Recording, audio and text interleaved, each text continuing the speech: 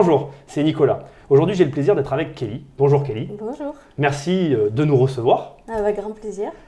Est-ce que tu pourrais déjà brièvement te présenter, s'il te plaît? Oui, alors moi c'est Kelly, j'ai 25 ans, je suis maman de bientôt 2 enfants et j'habite sur Montpellier. Dans le sud de la France. Exactement. 2 enfants à 25 ans. Ouais. Bravo. Ouais. Alors, est-ce que tu pourrais un peu nous parler de toi? Brièvement, ta vie personnelle, on va dire ton histoire à partir du bac jusqu'à aujourd'hui. Alors j'ai passé un bac littéraire avec option art plastique. Donc j'étais partie plutôt pour m'engager dans des études d'art plastique justement, faire une prépa, une mana, comme ça s'appelle. Et finalement je suis tombée enceinte, donc il fallait que je me dirige vers une profession un petit peu plus stable. Et à l'époque je me suis orientée donc sur un BTS PI, donc profession immobilière, dans l'idée de devenir agent immobilier, ce que j'ai fait pendant 4 mois, avant de me rendre compte que c'était vraiment un milieu de requins qui ne me correspondait pas du tout. Et en restant un petit peu en carence, j'ai décidé de consacrer mon temps un peu plus à YouTube et de fil en aiguille, j'en suis arrivée là où j'en suis aujourd'hui. Alors d'accord, tu es sur YouTube, on va y venir, mais avant ça, il y a 2 petites choses qui m'ont interpellé. Tu as fait un bac art plastique, histoire de l'art donc. Ouais. Donc tu as des notions, une fibre artistique en fait. Un petit peu. Un petit peu, ça veut dire quoi? Quand même un minimum, tu as fait Déjà, il y a un intérêt. Oui, voilà, il y a un intérêt. Il y a un intérêt porté, il n'y a pas de, comment dire, je suis pas spécialisée dans quelque chose en particulier, j'aime autant dessiner que peindre, que sculpter, que voilà, tout ce qui touche à ce qui est artistique. Mais donc tu as la fibre créatrice au On départ. peut dire ça. Voilà. Tu es inspirée donc aussi. Oui, bon, beaucoup d'imagination, très inspirée. Juste pour information, ça m'intéresse aussi, ton premier enfant, tu l'as eu à quel âge? 20 ans et demi. Ah oui, tôt donc. Ouais. Donc rapidement, tu as été confronté, on va dire, à la réalité de la vie aussi en même temps. Oui. Parce que tu as dû assumer, tu as dû gérer tout ça. Bah oui, j'ai dû assumer ça toute seule, qui plus est, parce que le papa, comme tout le monde le sait sur Internet maintenant, sur la chaîne, il n'y a pas de papa pour mon fils. D'accord. Enfin, il n'y avait pas, je ne sais pas si je peux le dire comme ça. Il n'était pas présent, on va dire. Oui, depuis le départ. Hein. D'accord. Donc c'est toi qui as tout assumé. Donc c'est ça, c'est que la responsabilité était x2 sur mes épaules. Et ouais. Donc il a fallu se réveiller assez vite. Et ouais, voilà, à 20 ans et demi, ça Donc tu as eu le bac à quel âge? À quel âge j'ai eu mon bac, moi? Je crois 19 ans. 19 ans. Ouais. Donc tu as le bac, tu m'as expliqué que tu avais quelques petits éléments, quelques petites expériences pas fructueuses, immobilier, etc. Tu travailles du coup? Actuellement? À ce moment-là, qu'est-ce que tu fais? Tu travailles pour assumer le foyer? Qu'est-ce que tu fais? C'est quoi ton quotidien? Alors, quand j'ai eu mon fils, j'étais encore dans la formation. D'accord. Et après, je me suis lancée donc, dans l'immobilier pendant 4 mois, comme je disais. Mais tu as travaillé du coup? Oui, bien sûr. Ah oui, pendant 4 mois. D'accord. En tant qu'agent immobilier. Et non, j'ai laissé tomber immédiatement parce que c'est vrai que par rapport à ce qu'on nous apprend, moi je me sens tout à fait malhonnête de pratiquer ce qu'on m'apprend. Donc j'ai préféré couper net et m'orienter vers autre chose. Je ne savais pas encore quoi à l'époque. Ouais. Surtout que YouTube, je m'en servais vraiment comme divertissement personnel. Et un beau jour, YouTube directement vient me proposer la monétisation de la chaîne. Donc moi à l'époque, je ne sais pas du tout ce que ça veut dire, je ne comprends pas, j'imaginais certainement pas qu'on pouvait en gagner sa vie. Bon, je me suis dit, écoute, si on me propose monétisation... Alors attends, quand est-ce que tu as commencé YouTube du coup? On va basculer un peu sur la partie YouTube maintenant. Quand est-ce que ça a vraiment commencé cette aventure? Alors la toute première vidéo mise en ligne, ça a été en décembre 2012. Et c'était des créations, justement pour en revenir à la fibre artistique, c'était des créations en pâte Fimo, en pâte polymère. C'est un genre de pâte à modeler à cuire qui durcit par la suite.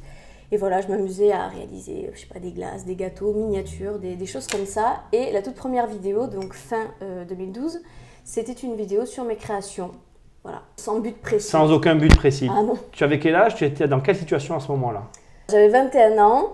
Au niveau de ma situation, c'était encore dans le BTS. À l'époque, je me rappelle, je vivais dans un studio avec mon fils, David, avec qui je suis actuellement, qui venait tout juste de me rejoindre dans le studio. Enfin bon, c'était un peu une période remue-ménage. Oui, et en plus, donc YouTube qui te propose de monétiser tout ça, plus par la suite. Ouais, plus par la suite. À aucun moment tu as vu ça comme un métier?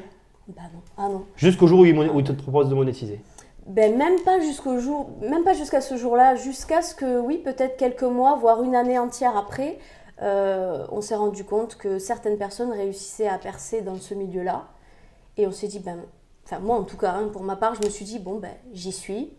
Si ça marche, tant mieux. Et puis c'est vrai que même quand on n'est pas intéressé financièrement, on est toujours un petit peu, encouragé par le nombre d'abonnés qui affluent. Enfin, plus Oui. on en a, plus on en veut. Je suis désolée, mais c'est la vérité. Hein. Non, mais il n'y a pas de... Et Arrête, voilà, c'est comme ça que j'ai fonctionné. Et puis, après, j'ai fini par gagner 10 $, 20 $, 30 $.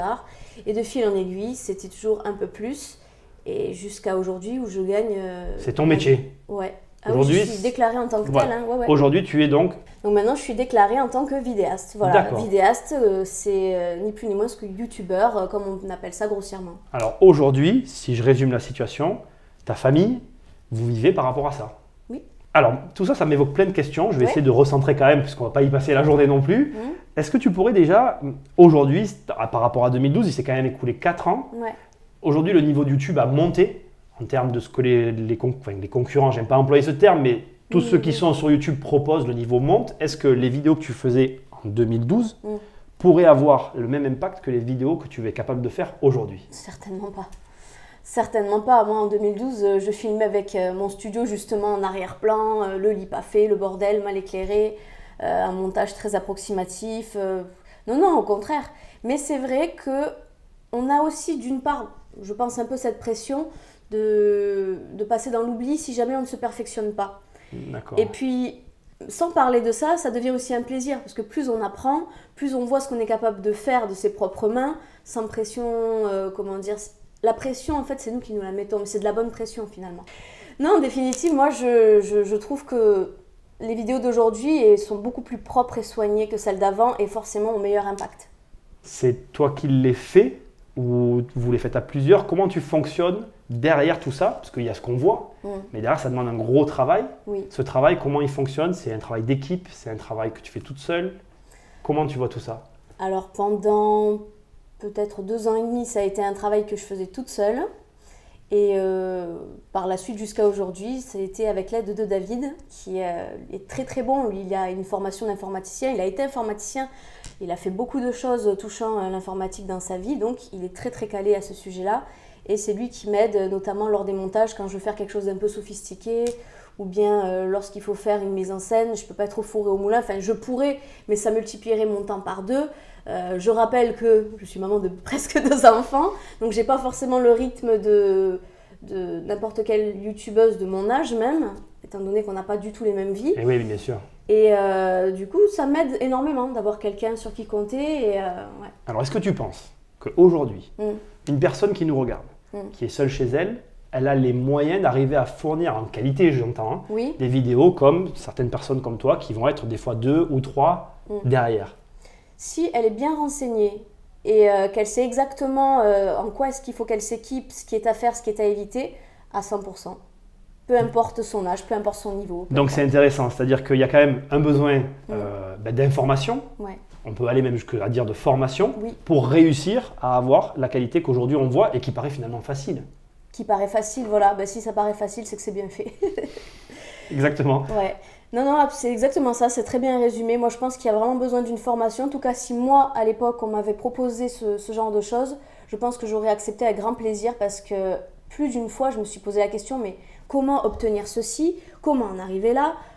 Comment avoir cet éclairage? Quel genre de matériel utiliser? Vous avez un millier de questions qui vous viennent. D'accord. Et quand la monétisation s'en mêle, il y a aussi l'histoire des networks. Enfin, il y a tout un tas. C'est vraiment un effet boule de neige. Il y a beaucoup de pression sur tes épaules, on va dire, et une pression sur des points que tu ne maîtrises pas en fait. C'est ça. C'est qu'on ne maîtrise pas, on ne sait pas toujours où et à qui s'adresser. Et moi, je me reconnais totalement là-dedans. Hein. À l'époque, c'était compliqué. Et encore, aujourd'hui, il y a plein de choses que j'ignore. Mais il y a quand même beaucoup de choses que je sais aussi. Oui, tu as un peu d'expérience maintenant, tu as du recul. Un petit peu. Je vais venir maintenant sur la partie plus large parce qu'il y a YouTube, mais il y a toute la partie réseaux sociaux. Oui, parce que finalement, tu as à gérer une vie qui va au-delà de simplement YouTube. Tout à fait. Derrière, il faut entretenir sa page Facebook, envoyer ses tweets pour tenir informé. Tout ça, c'est pareil. Ouais. Comment tu as fait pour développer ces capacités? Alors moi, les réseaux sociaux, je les ai développés très tardivement. Bien souvent, comme je le disais, les personnes... Bon, ça n'a peut-être aucun rapport avec le fait d'avoir des enfants ou de ne pas en avoir. Mais c'est vrai que moi, ma vie, je la vis plus en concret qu'à travers Pierre, Paul et Jacques. Je ne suis pas dans l'attente de l'autre à la base. Donc c'est vrai que les réseaux sociaux, ça n'était pas ma priorité initialement. D'accord. Après, j'ai vu qu'effectivement, pour la communauté, c'était plus sympa ça rajoutait une proximité supplémentaire d'avoir ces réseaux sociaux. Donc je me suis lancée. Sauf que je ne m'y suis pas lancée correctement. Encore une fois, là aussi, il y a tout un processus pour bien faire la chose. Et pour donner un exemple tout bête, mon compte Instagram, je l'ai laissé privé pendant au moins 2 ans. Parce que je ne voulais pas que ma vie soit à la merci de n'importe qui, bien qu'encore ça me protégeait de rien du tout. Mais voilà, c'était dans mon esprit, c'était comme ça. C'était une erreur? Tu le dis ça comme si c'était Oui, une erreur? Si on veut vraiment que ce soit un réseau qui fonctionne aussi bien que la chaîne, oui, c'était une grosse erreur. Parce que c'est public. Comment tu as fait pour en prendre conscience? Comment tu as compris qu'il fallait le faire? Alors ça, je l'ai appris en fait déjà par tâtonnement personnel, en discutant aussi avec David, voilà. En perdant du temps. En perdant énormément de temps. Et c'est un beau jour, lorsque j'avais rendez-vous avec un network, que là on m'a dit c'est vraiment pas bon pour toi de laisser ton compte en privé, il faudrait que tu le débloques en public. Et je reconnais bien qu'à partir de l'instant où je l'ai débloqué public, ça a été un peu différent. Ouais. Donc aujourd'hui, par rapport à tout ce que je viens d'entendre, globalement en fait, tu t'es construite toute seule. Oui. Est-ce que tu penses que si à tes côtés, il y avait eu un accompagnement, ça aurait pu aller plus vite? Ah oui. Largement. Oui, sans hésiter, oui. Donc Médiatique, c'est en fait une formation qui va justement permettre à ceux qui veulent se lancer d'avoir cet accompagnement. Exactement. Est-ce que toi, aujourd'hui, si tu devais à ce moment-là te mettre à la place de ceux qui se lancent, sans parler de l'accompagnement médiatique, au vu de l'ensemble des éléments qu'il y a à savoir et tout ce qu'il y a à faire, il y aurait une chose que tu aurais à leur dire? L'élément qui pour toi aujourd'hui, mais sincèrement, l'élément qui aujourd'hui pour un jeune YouTuber, c'est vraiment le point sur lequel il faut qu'il se concentre quand il lance sa chaîne en fait. Moi, je pense qu'il faut vraiment avoir un minimum de connaissances en tout ce qui est multimédia, matériel hi-fi, maîtrise aussi de ce qui est logiciel, ordinateur, tout ça. C'est le minimum du minimum, je pense. Alors ça m'amuse parce que tu es une femme, et bon, c'est des images, est-ce que je suis en train de dire, mais les femmes en général, c'est pas trop leur truc. Alors ça veut dire quoi? Ça veut dire qu'il faut qu'ils soient passionnés ou qu'ils en soient intéressés? Parce que toi, tu avais une passion au départ pour l'informatique? Non, pas du tout. Ah non, pas du tout, oui. Non, pas du tout. Je saurais même pas expliquer le pourquoi du comment. C'était, je regardais moi-même des vidéos et à force de regarder, ça vous donne envie. Ça vous donne envie si comment dire, si vous arrivez à vous reconnaître déjà dans ce que vous regardez, au bout d'un moment, ça va susciter l'intérêt chez vous et c'est comme ça que vous allez passer le cap. En tout cas, pour ma part, c'est comme ça que ça s'est cheminé. Et ouais, que dire de plus? Eh bien, dans Médiatique, il y aura des accompagnements par module et par élément. Toi, au final, aujourd'hui, c'est quoi l'avenir pour toi de ta chaîne? Sur quoi tu travailles? Quand on est à ton niveau, c'est intéressant, on pense toujours à former ceux qui débutent, mais maintenant, toi, tu es 500 000 abonnés, je crois? Non, 400 000 bientôt. Ah, pardon. Ça aurait été trop beau. 100 000, tu vas les faire, il n'y a pas de souci. Mais 400 000 abonnés, c'est quoi pour toi, justement, quand on arrive à un tel niveau, la suite? Eh bien, la suite, on ne peut pas la prédire, malheureusement, ou bien heureusement, au contraire. Mais tout ce que je peux dire à ce jour, c'est qu'avoir une chaîne YouTube qui fonctionne peut être un tremplin pour un tas de choses. D'accord. Un tas de choses, et quand je dis un tas de choses, c'est vraiment un éventail très très large. Tout dépend. Vous avez des propositions qui affluent, qui viennent. À vous de sélectionner ce qui vous parle le plus. Et le destin fait bien les choses en général. Si vous êtes sérieux, que vous travaillez bien, de fil en aiguille, vous pouvez aboutir sur autre chose, mais qui va s'extraire complètement de YouTube peut-être, de la plateforme. Donc moi je peux pas en dire plus pour le moment parce que j'en sais rien, mais mon avenir il est peut-être voué à aller plus loin que YouTube. Je l'espère. Bon, je te le souhaite. Alors Kelly, tu sais que j'adore finir mes interviews par une question bizarre. Ouais. Et je vais te poser une question bizarre mais gentille. Donc tu es youtubeuse beauté. Oui. Si tu avais aujourd'hui l'opportunité de fermer ta chaîne et d'en faire une autre qui n'a rien à voir avec celle-là, laquelle tu ferais? Je pense que je ferais peut-être quelque chose sur la maison. Ouais, la maison, la famille. La seule chose qui me retient de le faire, c'est que les gens sont mauvaise langue et que moi, s'il y a bien une chose qu'il ne faut pas toucher dans ma vie, c'est la famille. Mais c'est vrai que j'ai ce côté un petit peu housewife. Moi, je suis très bien chez moi, faire mon petit ménage, mon petit monde. Les enfants, je me sens pas du tout réduite en fait quand je fais ça. Et je pense que je prendrais beaucoup de plaisir si je devais rouvrir une chaîne à faire quelque chose exclusivement maison, organisation, repas, école, enfants, éducation. Ouais. Ça m'inspire. C'était Kelly de la chaîne Kay. Ouais. Mais je vous invite à lui laisser des messages si vous voulez qu'elle ouvre cette chaîne. Merci de m'avoir reçu. Et on se retrouve pour la prochaine interview sur Médiatique. Merci aussi.